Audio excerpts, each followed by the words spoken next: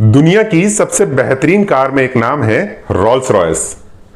इस कार की seat cover के लिए सिर्फ बैल के चमड़े का इस्तेमाल होता है, गाय का नहीं, क्योंकि उनका ऐसा मानना है कि प्रेगनेंसी के दौरान गाय के चमड़े में स्ट्रेच मार्क्स आ जाते हैं, इस वजह से सीट कवर की क्वालिटी में गिरावट आ सकती है। और कार के इंटीरियर में जिस लकड़ी का इस्तेमाल होता है वो लकड़ी भी किसी एक पेड़ की होती है ताकि इंटीरियर में सिमिलरिटी दिखे। कार के पुर्जों को मशीन की बजाय हाथों से जोड़कर बनाया जाता है ताकि गलती ना हो।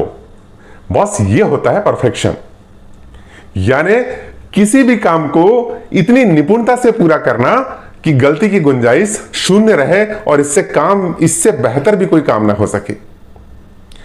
इसे एक और उदाहरण से समझते हैं। जहां इन दिनों हिंदी फिल्मों की शूटिंग 50 दिनों में कंप्लीट हो जाती है, वहीं हिंदुस्तान की एकमात्र ऐसी फिल्म जिसे बनने में 16 साल लगे थे। यस, बिल्कुल सही सुना है आपने, 16 लॉन्ग ईयर्स, जो 1944 में बनना शुरू हुई थी और 1960 में कंप्लीट हुई। इस फिल्म को बनाया था के आसिफ ने, और यदि आपको परफेक्शन देखना हो तो एक बार इस फिल्म को जरूर देखिए। इस फिल्म का नाम है मुगले आजम। शहजादा सलीम को जो विग पहननी थी वो के आसिफ की मर्जी के मुताबिक हिंदुस्तान में तैयार नहीं हो पा रही थी, इसलिए दिलीप कुमार को लंदन भेजा गया था।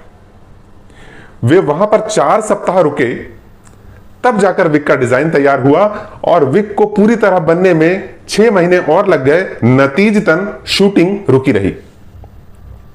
पृथ्वीराज कपूर, जिन्होंने इस फिल्म में अकबर का रोल किया था, उनके जूतों की लागत उस समय यानी आज से लगभग 80 साल पहले 4000 रुपए थी, क्योंकि सामान्य जूतों में अकबर की चाल में वो कॉन्फिडेंस नहीं दिख रहा था, इसलिए के आसिफ ने उनके लिए इतने महंगे जूते बनाए थे।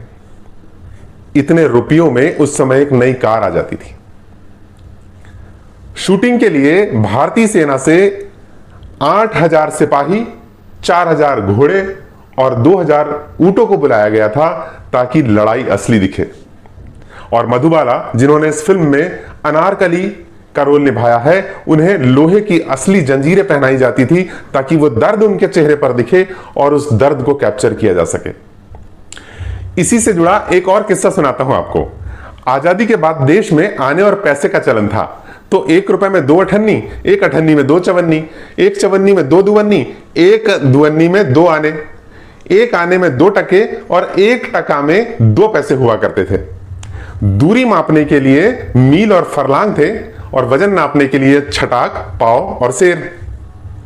तो 1957 में जब नई दशमलव पद्धति शुरू हुई तो एक नया पैसा आया, जिसमें 1 पैसा, 2 पैसे, 5 पैसे, 10 पैसे, 20 पैसे, 25 पैसे, 50 पैसे और 100 पैसे के नए सिक्के आ गए।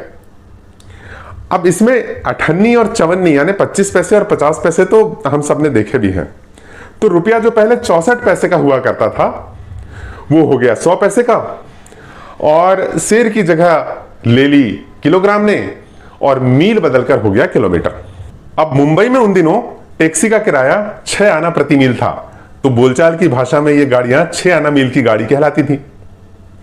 के आसिफ ने कभी कोई कार नहीं खरीदी और ना ही कोई घर बनाया। तो एक बार किसी ने उनसे कहा कि अब तो आपकी फिल्म भी हिट हो गई है, इसलिए अब आपको अपना बंगला बना लेना चाहिए। तो के आसिफ का जवाब सुनिए। उन्होंने कहा कि मैं यहां फिल्में बनाने आया हूं, बंगला बनाने नहीं। क्या लोग थे बॉस, और उन्हें जहां भी आना जाना होता था वो टैक्सी लेकर चले जाते थे।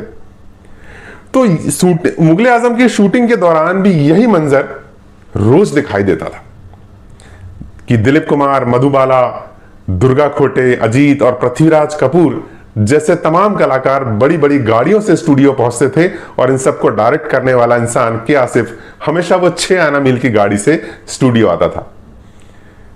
इससे समझ में आता है कि परफेक्शन वाला व्यक्ति अपनी सुरक्षा और सुविधा दोनों के साथ समझौता कर सकता है, लेकिन परफेक्शन के साथ नहीं।